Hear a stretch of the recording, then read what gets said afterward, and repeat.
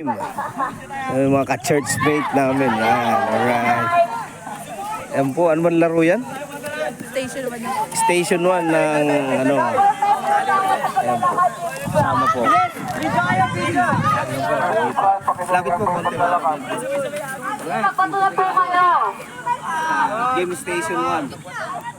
Huling game na kinuha na ko ng video. Paano saluhin yung swatter? Nagkaroon din ng punto. Masaya rito. Halagang 100 mo. Masaya na ang puso mo rito. Na-encounter mo si Lord. Marirevive ka.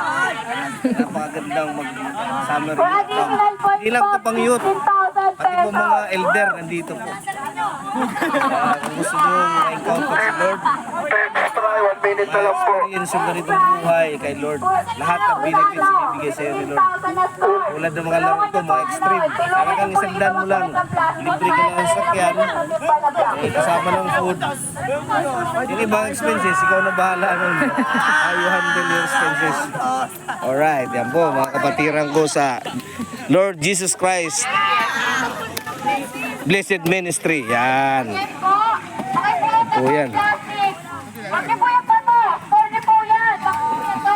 Yan po, nagbatuhan na. Kaya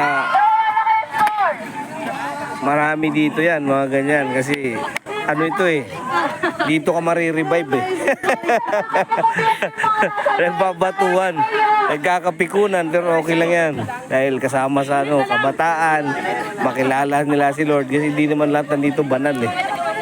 Talagang ganun. Dito pa lang nila ma-encounter si Lord. Paano maging mabuting tao. Sa tulong ng banal na Plastic na Espiritu. nasa lapat. Yan. At pakibalik po ng mga